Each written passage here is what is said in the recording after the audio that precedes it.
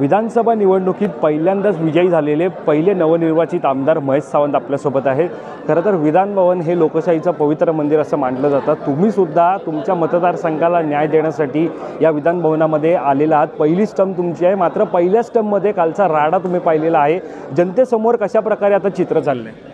राडा बघण्याची आणि राडा करण्याची आमची काय पहिली वेळ नाही, परंतु जिथे आपण न्यायदेवता मानतो म्हणजे महाराष्ट्रातलं सर्वोच्च स्थान म्हणजे आपलं विधान भवन, आणि तो विधान भवनकडे एक लोकांचा बघण्याचा दृष्टिकोन वेगळा आहे। जो म्हणतात की विधान भवनामध्ये आल्यानंतर आमदार लोकांच्या प्रश्नाला मागणी करतो, त्याला टडीच नेण्याचा प्रयत्न करतो, जेवढ्या लोकांना सुखसोयी यायच्या अशा ठिकाणचं एक स्थान आहे, केंद्रस्थान आहे आणि त्याच ठिकाणी जर अशा प्रकारचा राडा होत असेल तर ते दुर्दैवी बाब आहे। आणि ह्यावरती विधानसभा अध्यक्षांनी ठोस कारवाई केली पाहिजे। इथे पक्षपात बघायला नको, मारामारी करायला भरपूर खुले रस्ते आहेत, रणांगण आहे, मैदान आहेत, पाहिजे तिथे करू शकत होता। तुम्हाला जर एवढं असेल तर त्यांच्या घरात जाऊन किंवा ठाण्यामध्ये तिथे जाऊन राडा करायला पाहिजे। एवढंच जर तुमच्या खुमकी असेल आणि एखादा मी ऐकलं, मला काय माहिती नाही त्याला मोक्का लागला आहे की ताडा लागला आहे हे मला माहिती नाही, पण तो गुन्हेगार आज विधानसभेमध्ये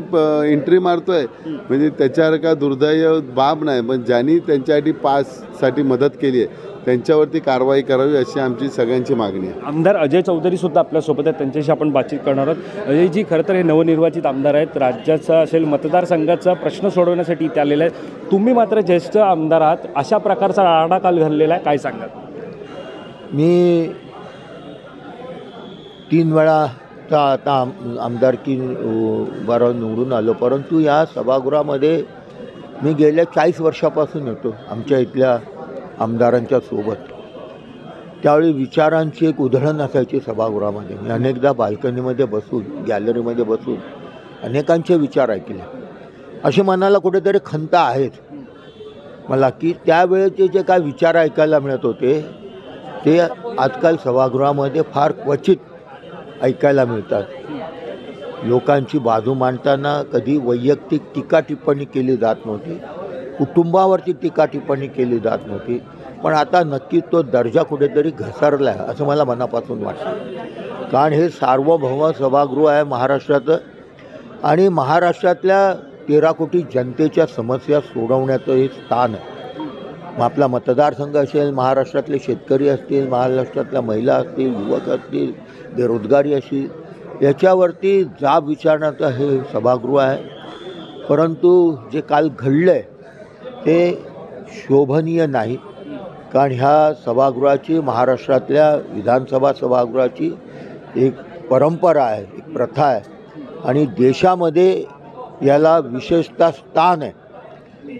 आणि काल आज देशाने पाहिलं आहे, जगाने पाहिलं, आमदारांचे सोबत असणारे लोक सभागृहाच्या बाहेर मारामारी करतायत, एकमेकावर तुटून पडतात, हे निंदनीय आहे।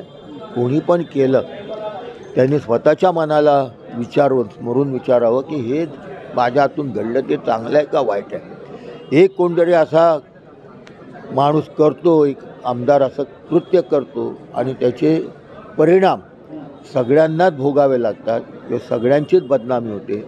म्हणून माझी आपल्या माध्यमातून विनंती आहे, कुठला पक्ष आहे, कोणातला आहे हे न पाहता अध्यक्षांनी कठोरात कठोर कारवाई करावी।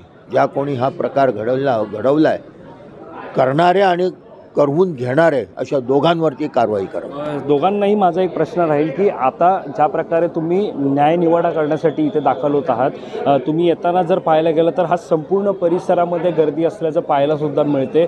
ज्या वेळेला पास दिले जातात त्या पासमध्ये अतिरिक्त गर्दी होते, त्याचाच कुठेतरी हा कालचा परिणाम आहे का? कारण ज्या प्रकारे आपण पाहतोय जेव्हा तिथे राडा झाला तिकडे सुद्धा मोठ्या प्रमाणात गर्दी जी होती। महेश सावंत तुमच्याकडे येतो, नंतर चौधरी साहेब तुमच्याकडे येतो, काय सांगा? बघा, आज एक आम्ही सुद्धा आमदार आहे, आमच्याबरोबर आम्ही आमचा PA आणि PAच घेऊन येतो। आम्ही कोणाला गर्दी करत नाही। एखाद्याचं खरोखर काम असेल तर आम्ही विधानसभा जे गोळे साहेब आहेत त्यांच्याकडे जाऊन आम्ही त्यांना रिक्वेस्ट करतो, त्यांना आधार कार्ड देतो त्यांचं आणि पास घेतो। मला वाटतं पूर्ण विधानसभेमध्ये मी वाटते 5 ते 6 जणांना जिथे त्यांचं पर्सनल काम होतं त्यांच्यासाठी बोलवलं। अशा पद्धतीने जर कार्यकर्ते इथे विधानसभेत घेऊन आले पण ते कार्यकर्ते कसे आहेत, काय आहे, त्याची पडताळणी त्या स्थानिक आमदार असेल त्यांनी बघायला पाहिजे. आज मोक्का आणि ताडावाले जर तुम्ही गुन्हेगार हे न्यायदेवतेच्या आवारात आणत असेल तर चुकीचे आहे. त्या आमदारावरती कारवाई करायला पाहिजे असं माझं स्पष्ट मत आहे. धन्यवाद महेशजी आमच्याशी बातचीत केल्यासंदर्भात. चौधरी साहेब, हाच प्रश्न तुम्हाला सुद्धा आहे. अतिरिक्त गर्दी जी आहे ती नेहमी या ठिकाणी पाहायला मिळते, त्यामुळे जे पास जे आहे ते दिले जातात ते पास कुठेतरी बंद करण्याची गरज आहे का? बघा, आमदारांचं काम आहे की ह्या महाराष्ट्रातल्या जनतेचं संरक्षणाचे हक्क अबाधित ठेवायचं, जनतेला गुंडगिरीपासून असेल त्रासापासून संरक्षण देणं, सरकारकडनं ते काम करवून घेणं हे आमदाराचं काम आहे. त्या लोकप्रतिनिधीला त्याचकरता लोक निवडून देत आहे का विश्वासाने, आणि मग त्याने अवतीभोवती 5-25 लोक घेऊन फिरण्याची गरज नाही.